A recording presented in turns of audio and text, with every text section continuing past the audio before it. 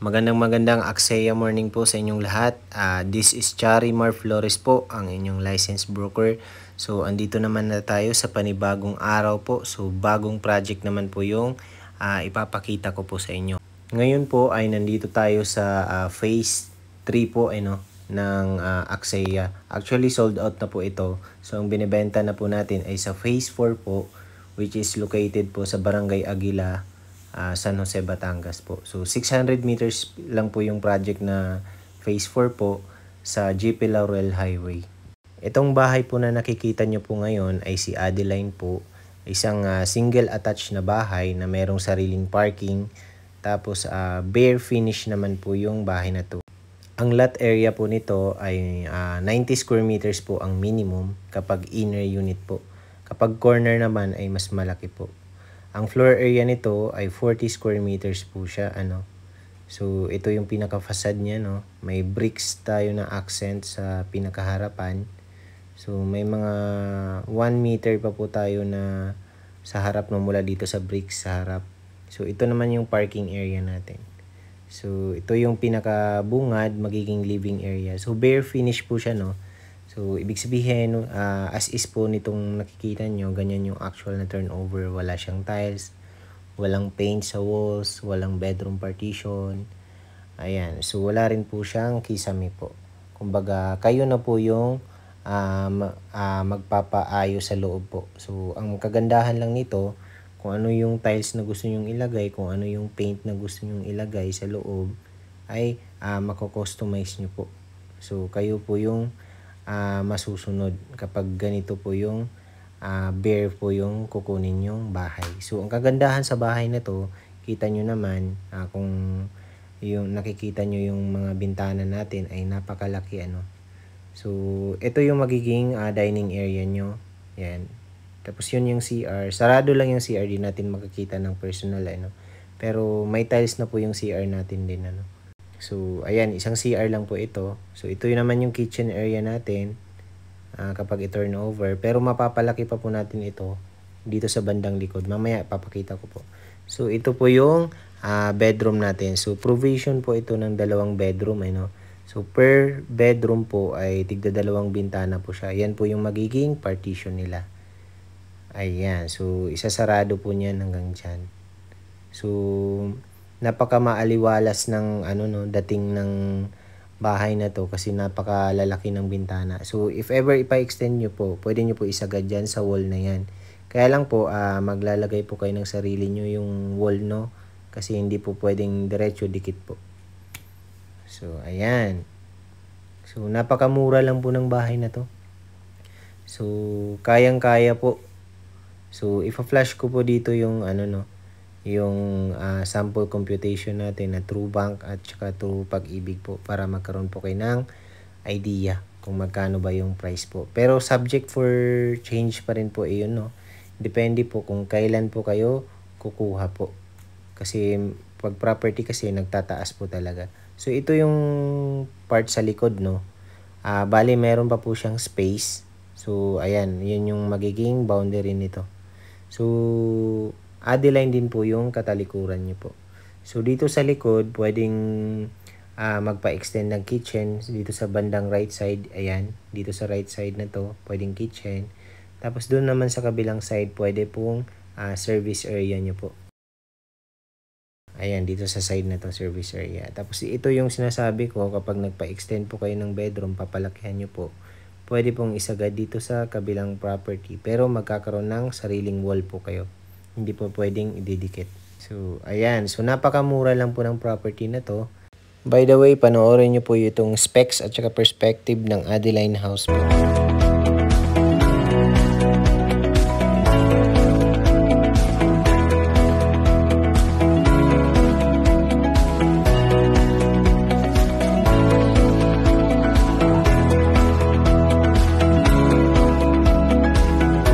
Tapos na tayo sa Adeline na bahay. Dito naman po tayo sa Linea, So, ang Linea na bahay po natin ay available po ito sa phase 5 po.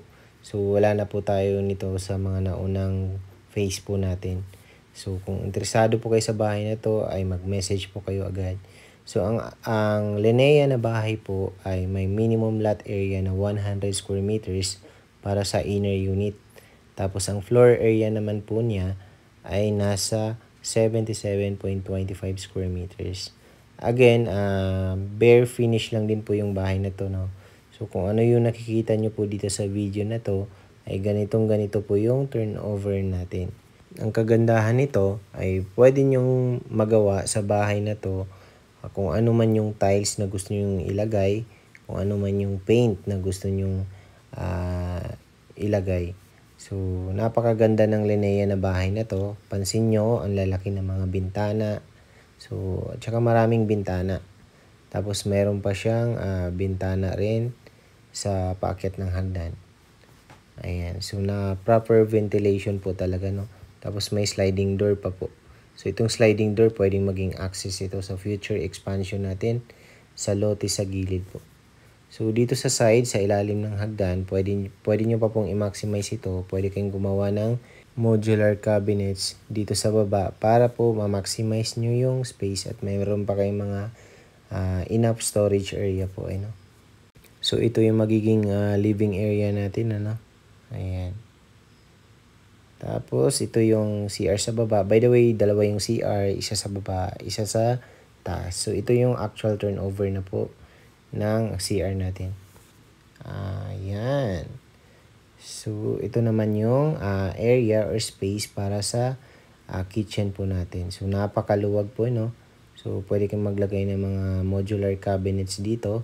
Kagandahan pa nito, may bar counter na po siya, no? Na naka-ready. So, papatungan na lang po nyo yun ng tiles po. So, napakaluwag ng kitchen na to, no? So, may enough space talaga para enjoy kayo na makapagluto po. So, dito naman sa likod po ay service area po ito, no? So, pwedeng dito po yung labahan, pwede pong dito po yung area ng sampayan. So, kailangan nyo lang po siyang lagyan ng bakod para po merong separation yung property nyo dun sa katalikuran nyo pong property. So, ayan, meron na po siyang para sa service area na abang.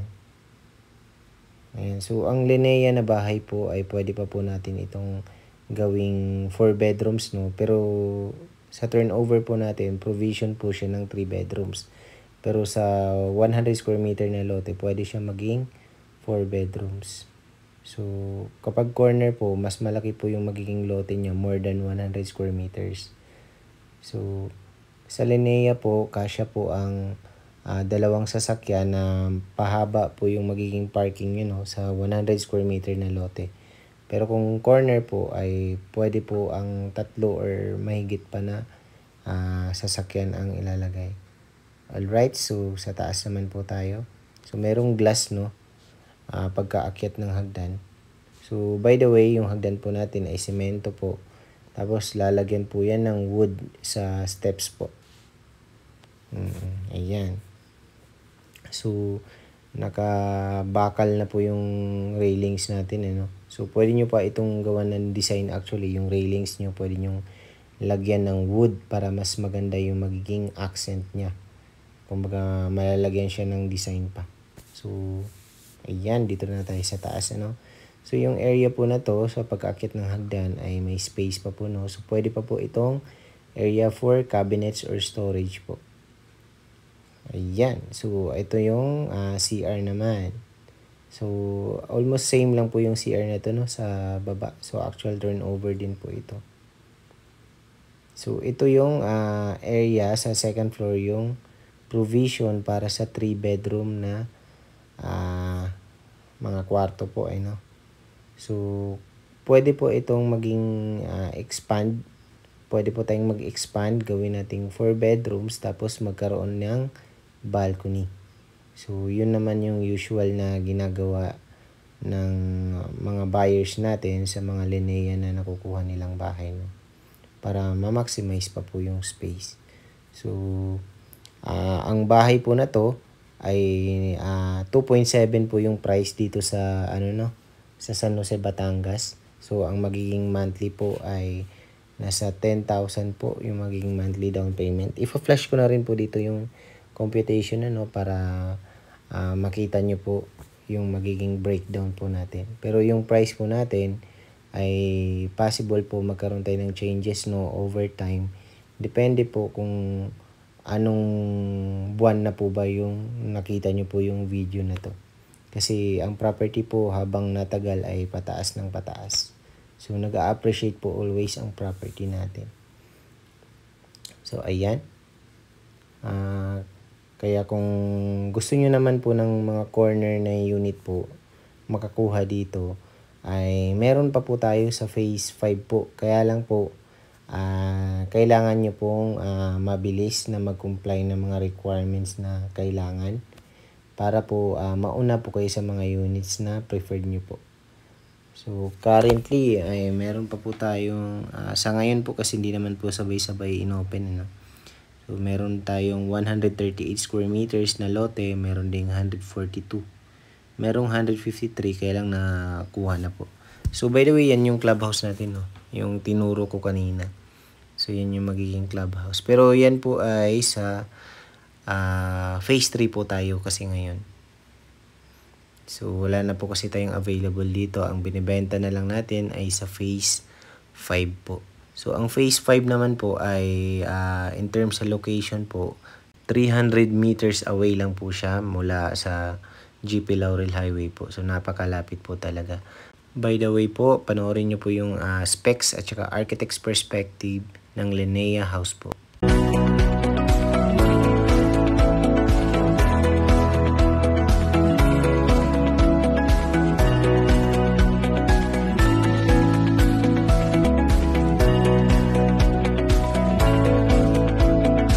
Ayan, tapos na tayo sa Linea. Dito naman po tayo sa Jasmine po. So, ang Jasmine po natin ay available po sa phase 4 at saka sa phase 5 po natin. So, ang Jasmine po ay 44.5 po yung floor area niya. Tapos, minimum po 90 square meters ang lote. Ayan. So, tapos na tayo sa tatlong bahay. So, dito naman po tayo sa pinakamura po naming pabahay dito sa San Jose, Batangas po. So, available po ito sa phase 4 at saka sa phase 5 po na bagong binuksan po natin. So, ang Tangerine po ay may floor area na 32 square meters. Tapos, lot area, minimum na lot area para sa inner unit which is 45 square meters. Tapos, kapag end unit naman po ay mas malaki po yung lot area ng Tangerine po. Nasa 62 po yung mga end unit po natin. Bali po, ang Tangerine po ay row house lang po siya, Wala siyang second floor po. Pero ang kagandahan sa row house po na to, 4 lang po yung units na magkakatabi. Bali, 2 inner unit, tapos 2 end unit po. So, yun ang kagandahan nito kasi hindi po siya sobrang haba po. So, bare finish din po yung Tangerine po natin, So, ito po yung actual na turnover po. So, ito po yung 32 square meters na floor area.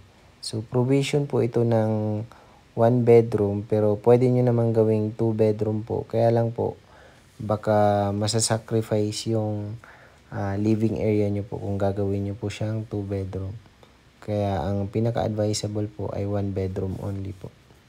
Tapos, ayan, kayo na rin po magpapagawa ng, magpapalagay ng tiles na preferred nyo. So, naka-first coat na po yung wall paints natin. So, pwede nyo rin po itong patungan ng paint na preferred nyo po. So, ito po ay may isang CR. Tapos, ang kitchen po nito, ang kitchen po nitong Tangerine ay nasa bandang likod po. So, ayan yung magiging CR nito. Sa likod na part naman po tayo, So, ito yung magiging location po ng kitchen nyo po. Ayan. So, meron na siyang sink, na naka-ready na. So, kailangan nyo na lang po siyang palagyan ng enclose dito sa likod na part, Para kapag umulan po, at least ay hindi po mababasa. Ayan. So, dito yung magiging cabinets pa po, no? Modular cabinets dito sa area ito, or lutuan po. Ayan. So, ipapa-enclose nyo na lang po ito. Ito yung magiging separation nyo sa katabing property. So, ipa-flash ko po dito yung magiging computation or breakdown natin, no? Para maano nyo po kung magkano yung magiging monthly po. Ang tangerine po natin ay kayang-kaya po ito ng mga below minimum na kinikita, no? So, at least nasa between 12,000 to 13,000 na income po per month ay pwede pong kumuha ng tangerine na bahay po. Mga kabahay, panoorin nyo po yung architect's perspective natin ng tangerine po.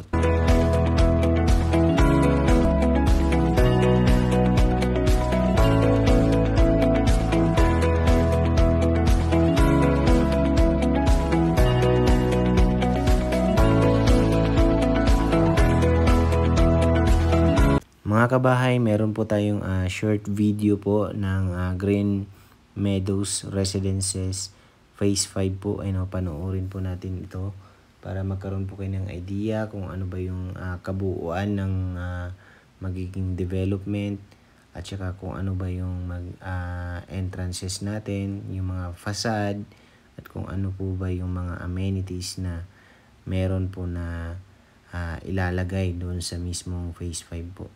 So, tara, silipin na po natin ito.